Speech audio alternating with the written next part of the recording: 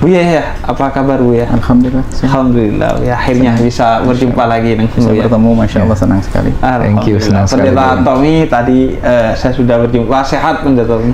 Puji Tuhan, sehat Pak. Sehat ya. Ini senang. Buya, alhamdulillah sehat. Pendeta Tommy, puji Tuhan sehat. Jadi tetap dengan imannya masing-masing. Pertama-tama saya mau ke Buya Yahya. Buya, tentang toleransi dalam agama Islam, Buya.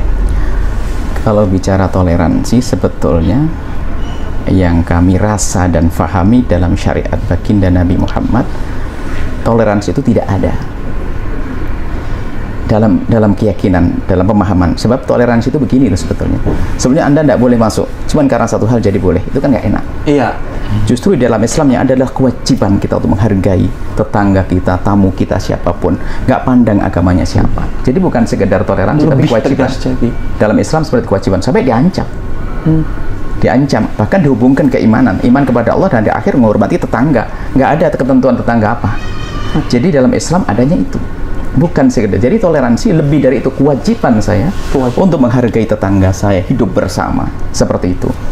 Cuman bahasa toleransi itu adalah memang ya tidak ada masalah kita menggunakan bahasa toleransi. Artinya jika di dalam Islam berbaik dengan tetangga biarpun berbeda agama adalah sebuah kewajiban, maka namanya toleransi termasuk di dalamnya. Nggak bisa tidak. Malah ini sudah lebih jauh kewajiban dalam Islam. Dan dikaitkan dengan keimanan kepada Allah dan hari akhir. Diingatkan dengan keimanan, bahkan Nabi mengancam kalau kita mengganggu orang siapa saja, orang Muslim sampai dhimmiyan, mu'ahadan ana hajiju, lawannya aku nanti.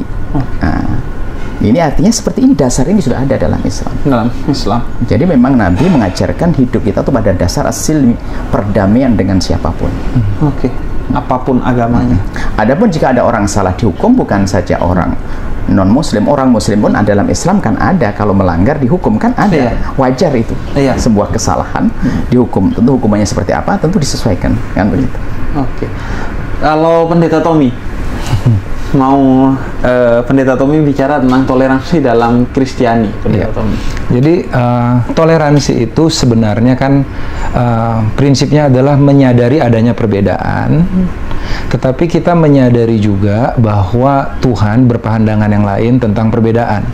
Contoh dari sisi aspek penciptaan lah contohnya, bahwa kita menyadari bahwa kita ini berasal dari satu penciptaan yang sama, gitu ya. Lalu terjadilah perbedaan setelah itu.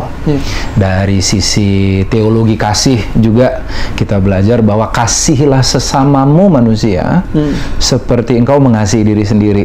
Bahkan ada satu perumpamaan yang paling terkenal yang Yesus pernah sampaikan tentang the good Samaritan, orang Samaria yang murah hati. Itu orang Samaria itu dianggap kafir oleh orang Yahudi saat itu, tetapi justru dia yang melakukan pertolongan. Dan bagi Yesus, Yesus katakan, siapakah yang menurut kamu adalah sesama manusia bagi orang yang lagi susah itu?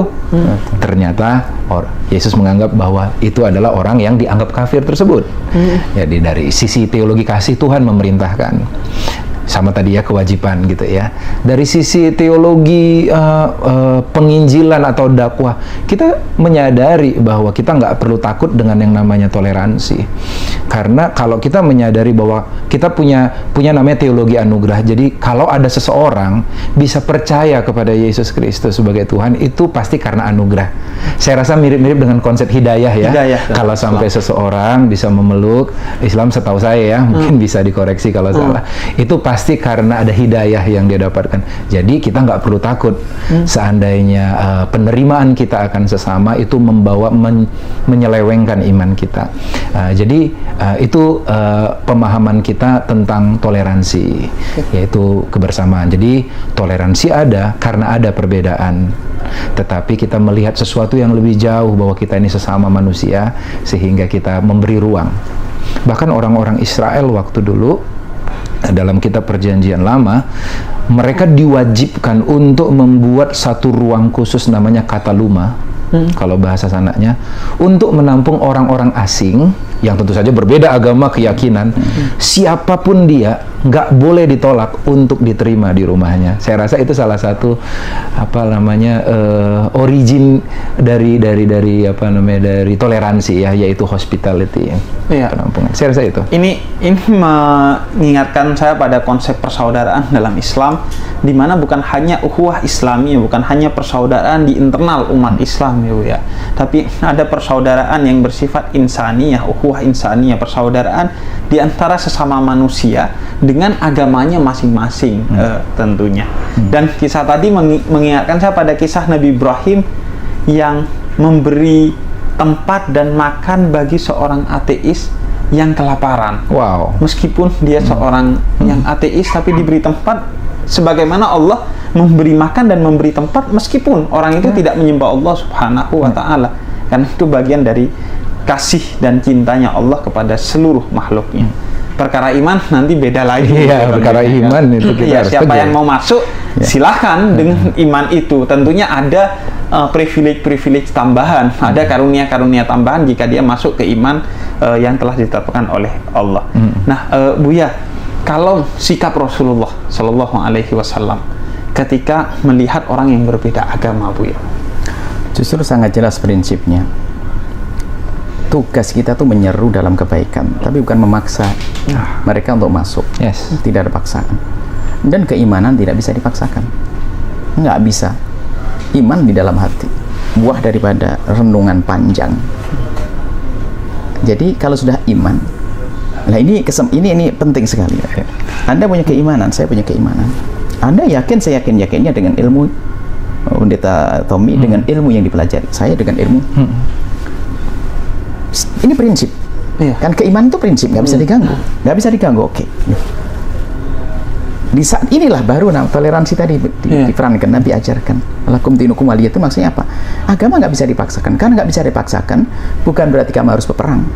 Tapi fahami, itu berbeda dengan kamu. Memaksa nggak boleh dalam Islam.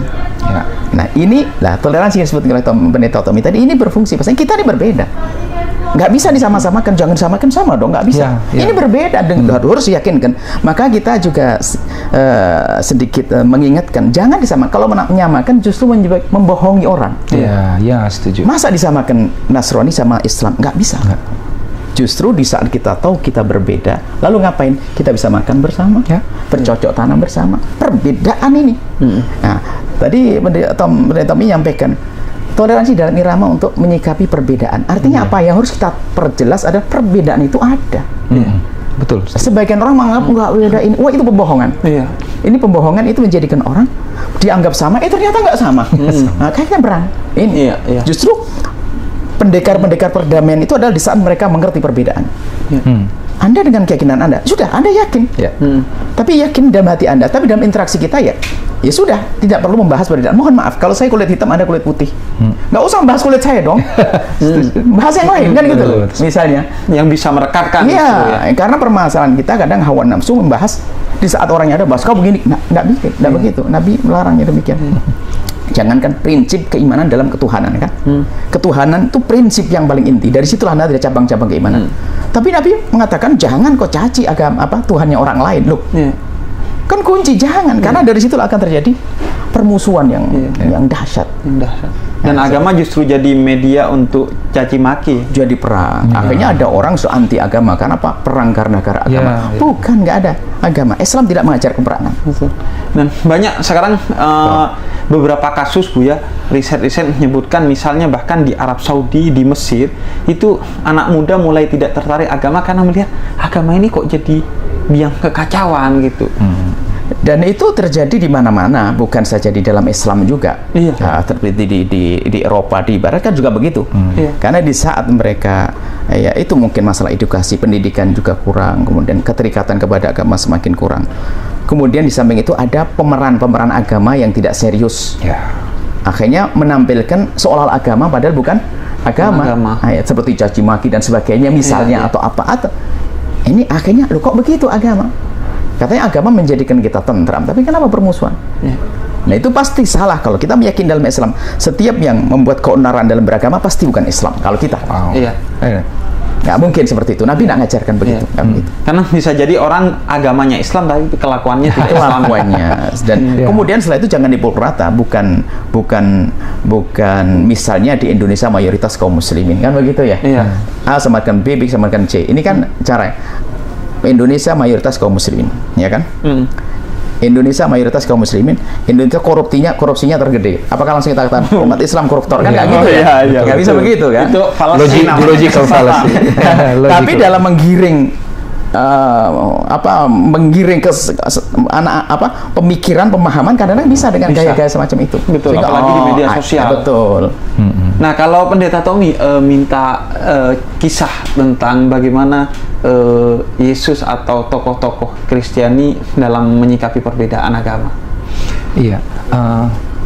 Dari silsilahnya saja, dari kitab Injil awalnya adalah silsilah Yesus Kristus gitu ya, keluarga yang dipakai untuk menghadirkan Yesus di tengah-tengah dunia yang kita rayakan di hari Natal. Itu banyak involve orang-orang luar, orang-orang asing yang berbeda. Sebut saja Rahab yang saat itu adalah orang Jericho saat itu, ada sebut juga Ruth yang adalah orang Moab yang saat itu memang sangat-sangat berbeda bagi orang Yahudi. Sejujurnya walaupun tidak pernah diajarkan, tetapi orang Yahudi ini punya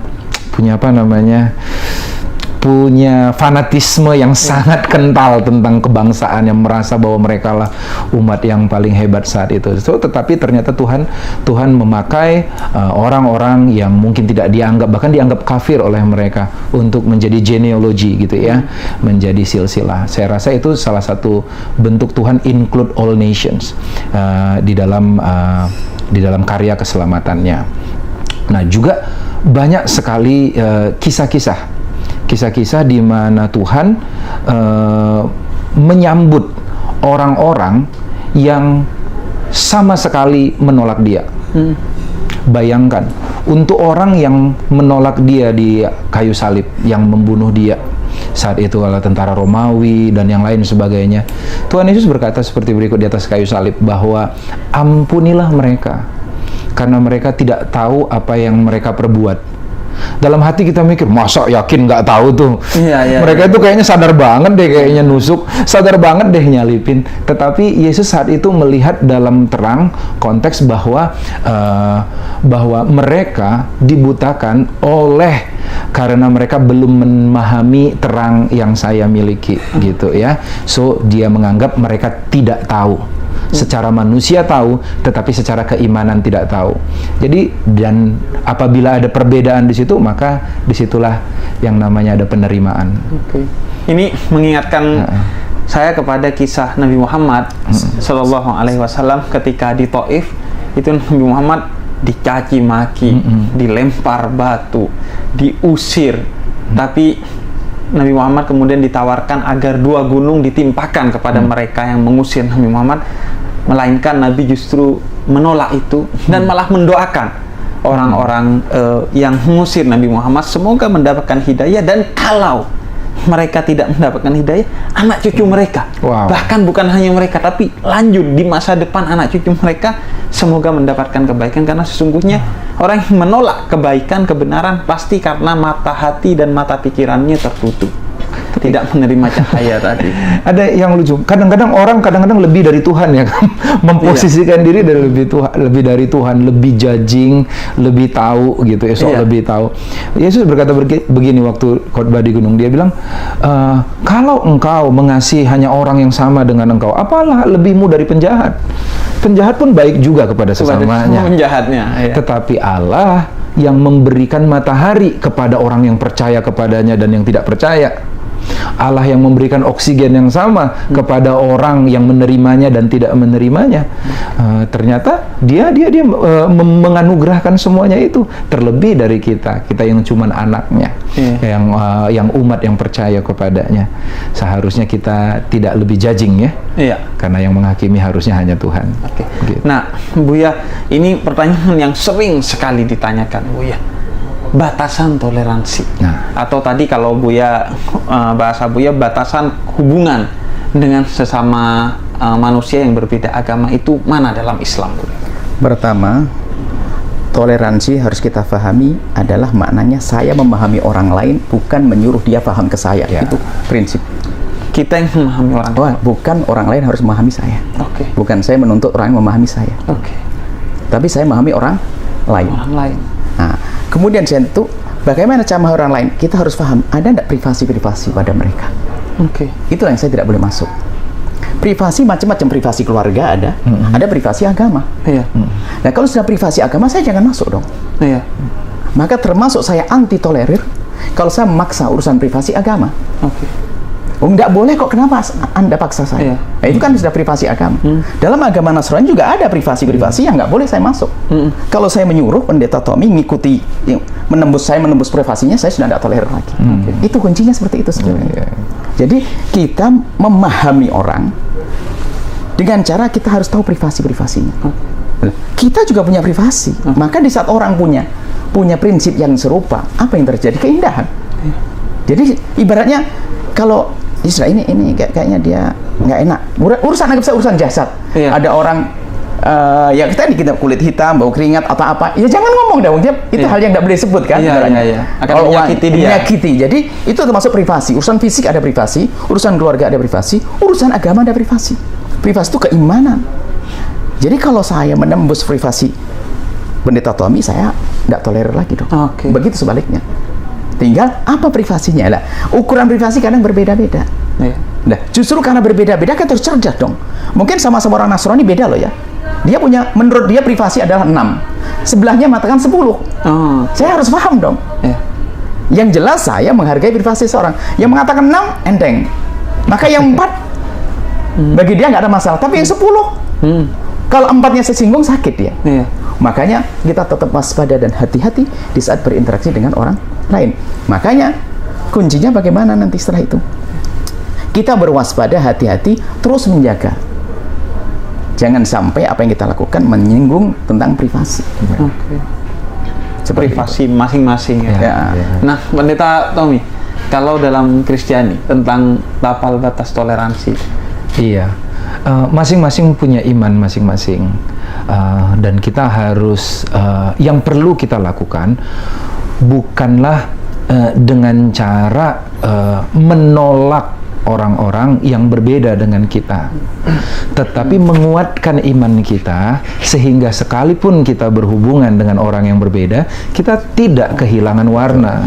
Jadi daripada tetap imannya tetap segini gitu ya, supaya tidak terpengaruh oleh yang datang, lebih baik tingkatkan imannya lebih kokoh sehingga di saat kita bergaul kita nggak perlu ketakutan sama sekali.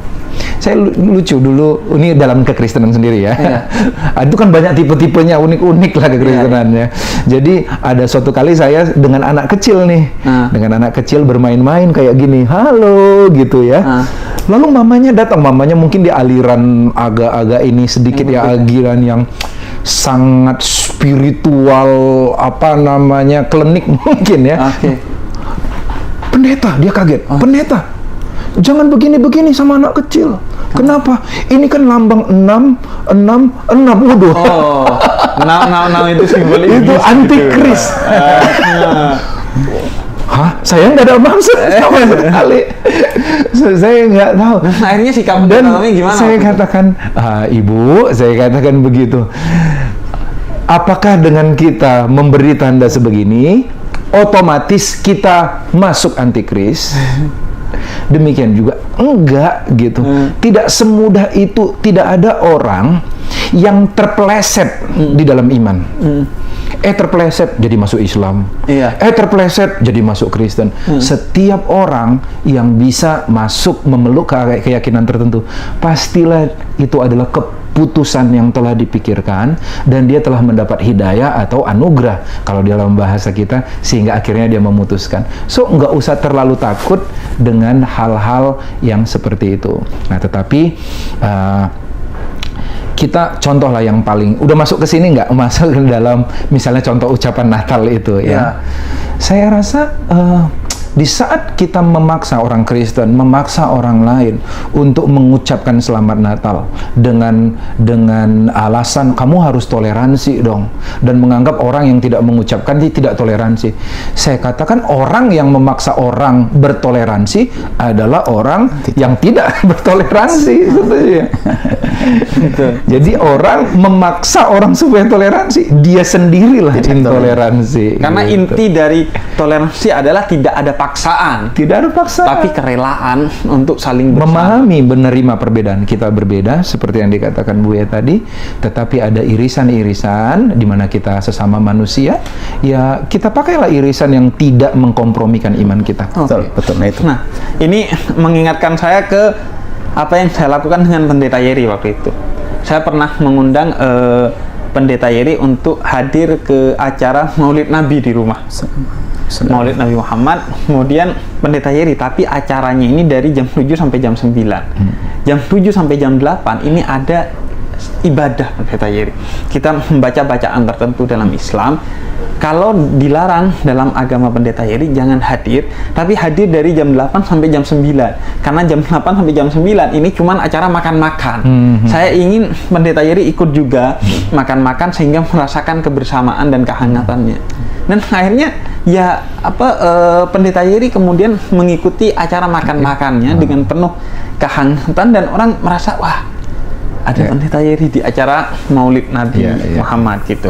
Artinya saya sudah kasih disclaimer dulu agar tidak menodai keimanan Pendeta Yeri Patinasarani itu. Nah, ini masuk ke hal yang ramai biasanya setiap Desember, Bu ya, mengucapkan Selamat Natal. Baik. Nah, sebelumnya saya 2-3 tahun ini sering bikin video dengan Pendeta Yeri biasanya, bahwa saya termasuk orang yang mengikuti ulama-ulama yang memperbolehkan mengucapkan Selamat Natal.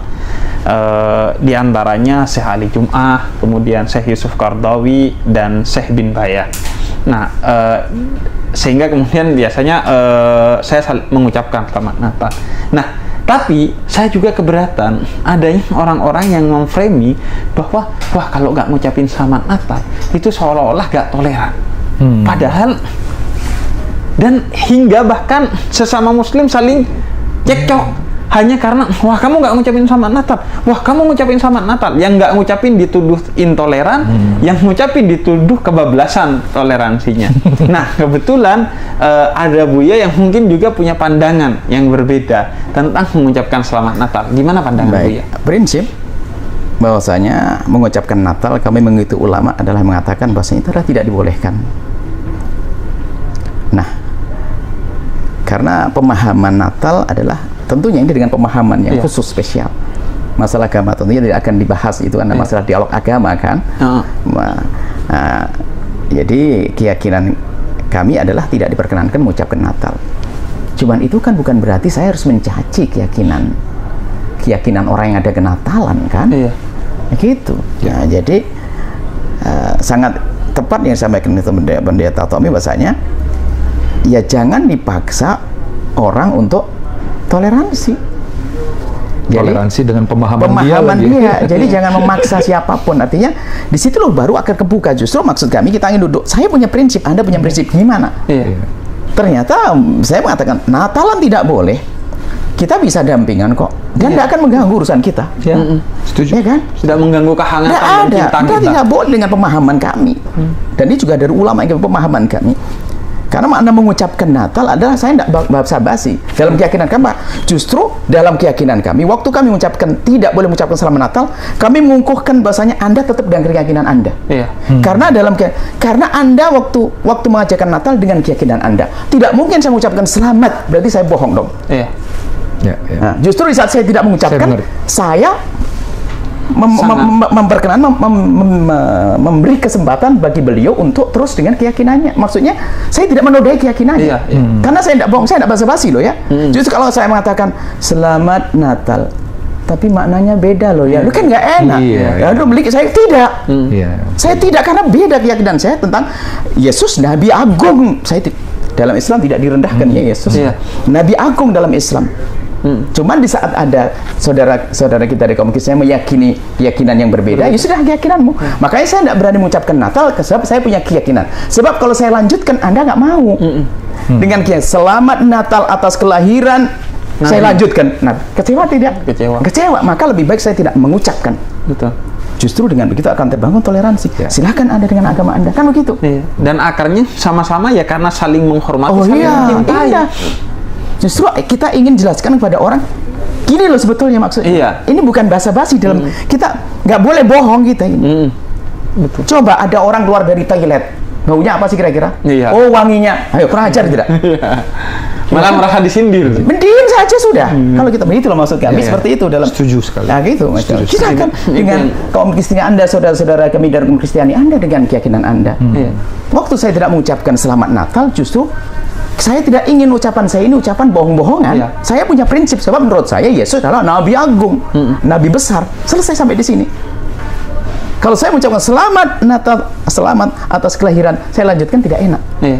Maka lebih baik jangan mengucapkan Natal. Dan perkara gini, jangankan di antar agama, di interagama, bahkan kalau orang yang memiliki pandangan yang sempit dan hati yang mundur, perbedaan merayakan Maulid Nabi dan tidak merayakan Maulid Nabi aja bisa masalah gitu. Jadi betul. Kuncinya adalah di keluasan pikiran dan hati ya Bu ya. Dan kami yakin kaum Kristiani seperti hanya kaum muslimin. Di saat kita mengadakan acara Maulid Nabi, Pendeta Tommy nggak datang, nggak ada masalah. Pendeta Yeri nggak ada masalah kan? Kita tidak menuntut karena Anda tidak meyakini Nabi kami. Cuman masalah pengharakan besok ada janjian deh, besok makan bareng deh. Oh, datang itu aja. Itu irisannya sama-sama irisannya utamakan. Jadi nggak usah kita maksudnya itu loh perdamaian akan terwujud. Betul. Kita jangan bikin sesuatu harus ribut terus apa itu semuanya.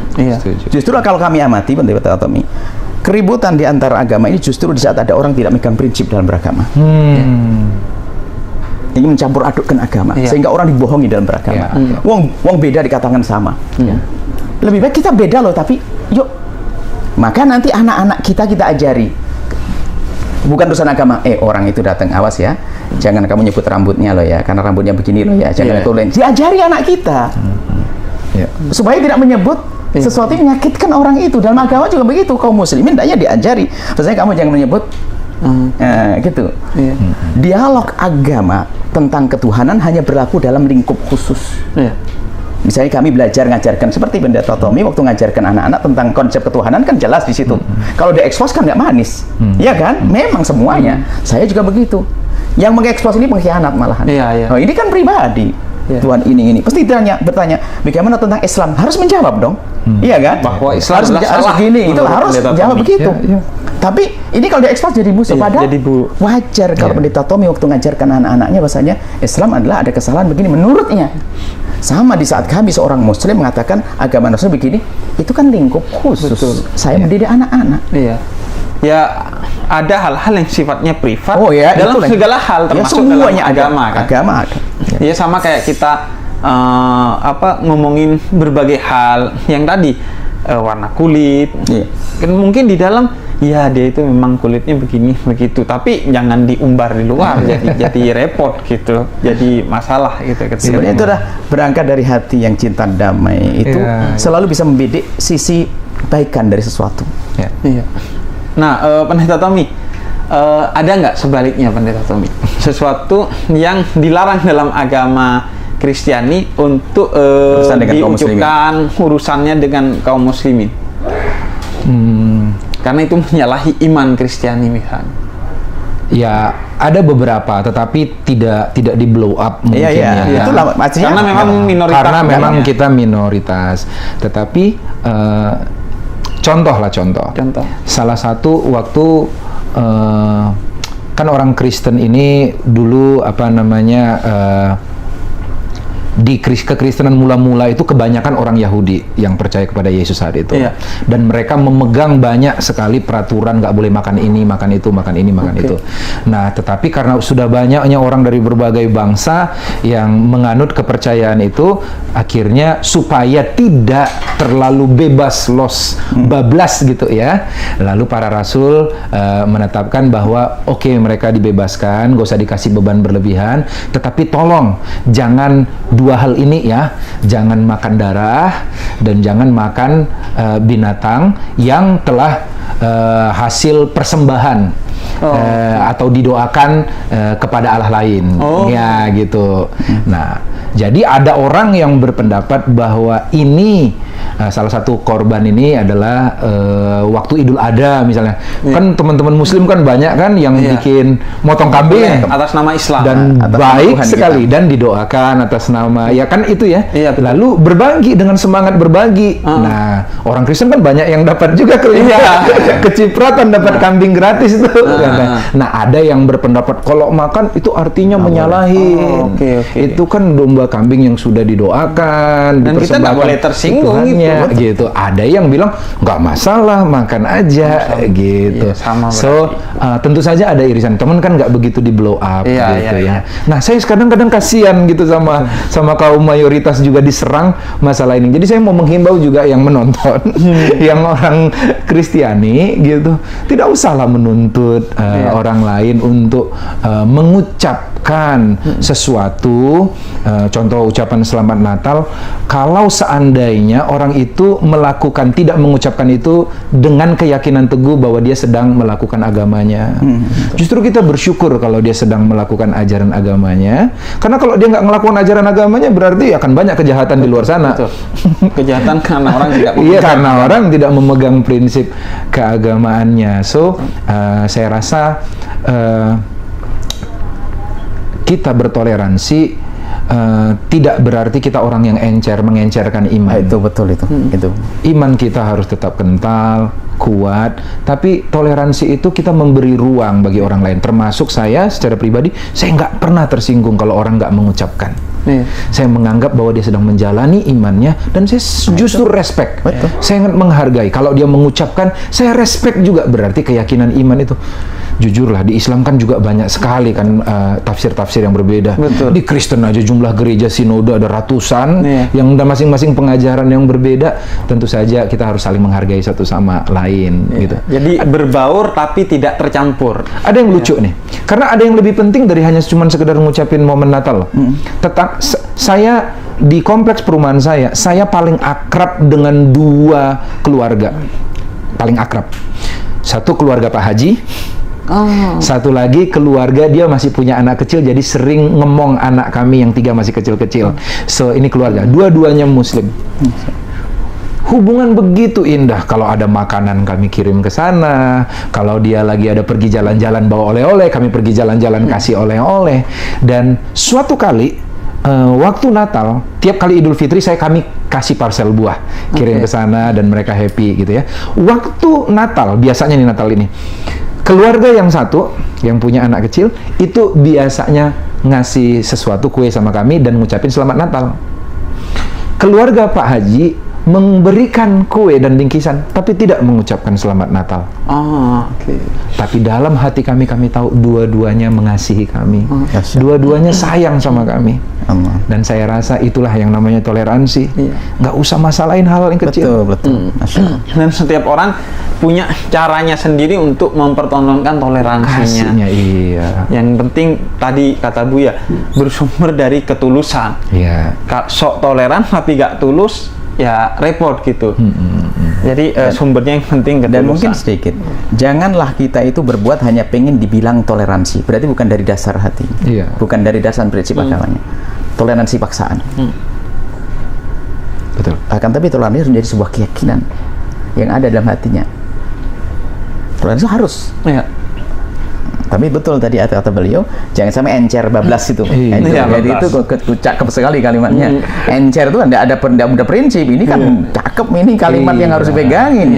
Muslim saya punya prinsip, Nasrani punya prinsip, begitu loh. Kayak gini. Bisa berbaur tapi ya nggak campur tadi. Di dalam konteks kebangsaan ada 2 istilah dan orang kadang nggak ngerti ini. Yang pertama namanya pluralisme. Pluralisme itu wawasan dunia, pemahaman. Artinya semua agama sama aja. Tetapi ada yang kedua namanya pluralistik. Pluralistik adalah sikap di mana kita menyadari perbedaan, tapi menerima hidup harmonis di tengah perbedaan. Itu pluralistik, bukan pluralisme. Betul. Semua agama sama, banyak jalan menuju ke Roma. Jangan-jangan tujuannya bukan Roma. Ya kan gitu kan, beda-beda. Sama aja masing-masing. Jadi bukan pluralisme tapi pluralistik gitu. Iya. Jadi penerimaan akan hal itu. Nah, terakhir Buya, ini penting justru untuk saudara-saudara kita sesama Muslim, Buya. Di tengah perbedaan sikap kita dalam berbagai hal, dari mengucapkan selamat Natal sampai detail-detail lainnya, bagaimana seharusnya, Buya? Yuk kita semua menahan ya, bagaimana kita berusaha untuk janganlah, saya manusia kena hawa nafsu ya kadang-kadang. Saya ngomong kadang ada permasalahan, ada hawa nafsu ya. Kita ngerem lah. Kadang kita menyikapi permasalahan begini kalau sudah dengan hawa nafsu, dengan emosi, sehingga kemana-mana. Contohnya dalam masalah ya Natalan, mencaci maki orang yang berbeda, sampai derajat ngolok dan sebagainya. Ini kan sudah keluar dari pada jalur ya, sehingga nanti yang dikenai adalah juga ulama-ulama dan seterusnya. Tapi tetap kami menghimbau kepada siapapun berpegang dengan prinsip itu adalah penting. Anda dengan prinsip, saya dengan prinsip. Artinya sampai orang tahu bahasanya. Jadi kalau Anda tahu prinsip kami dan kami tahu prinsip Anda, waktu duduk nggak akan menyinggung prinsip. Oke. Tapi kalau prinsip saya sembunyikan, kelihatannya saya mungkin ini, kan sudah tahu mungkin Habib Husin atau beliau mungkin tahu saya termasuk golongan orang mengatakan, bersama orang mengatakan Natalan nggak boleh kan begitu ya, tapi berani bertemu karena mereka paham prinsip. Iya kan, nggak boleh selesai. Saya salut. Jangan sampai nanti, nah sekarang ada emosi dari sini, emosi situ, sampai merendahkan nanti, seolah-olah langsung ya, kayak misalnya yang dari pihak yang misalnya yang memaksa untuk toleransi dengan bahasa yang ya misalnya ya kalimat yang kurang pantas, merendahkan dirinya sendiri. Contoh misalnya Natalan haram tapi giliran diskon Natal mau, misalnya itu kan kalimat nggak pantas misalnya, sebuah contoh. Padahal tadi contohkan sama Pendeta Tommy masalah korban. Kalau umat Islam ternyata korban nggak diterima sama tetangga kita yang Nasrani ya, enjoy aja, tenang aja. Oh ya, mungkin dia punya keyakinan, bisa bermanfaat pada yang lainnya. Mungkin Pendeta Tommy bisa saja mengatakan terima saja, kalau kamu tidak mau makan bisa carikan yang.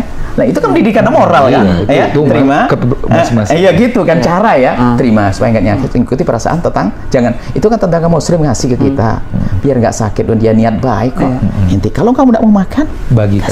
That's good. Itu. Ini dua sikap yang berbeda tapi sama-sama memegang prinsip. Betul. Jadi penting prinsip itu, nggak boleh lebur agama, nggak kayak betul katanya pluralisme ya. Bagaimana Anda dengan kami agama sama? Ya bisa beda kok. Cuman tetap mungkin kita ada kerja bakti bersama di masyarakat, itu bisa berbuat kebersamaan, betulin jalan bersama bisa. Masih banyak kita kerjakan, bangun rumahnya orang fakir siapa saja bisa. Kenapa harus ngurus kita bisa banyak PR bersama kita. Betul. Narkoba, kemiskinan, kebodohan, buta huruf, COVID-19 itu adalah PR bersama bagi semua agama. Saya yakin semua agama adalah berprinsip untuk memerangi semua keburukan itu, dan kita bisa bekerja sama bersama di tengah perbedaan untuk memerangi sesuatu yang kita akui bersama bahwa itu masalah. Dan saya sungguh senang sekali pada kesempatan kali ini. Karena kenapa?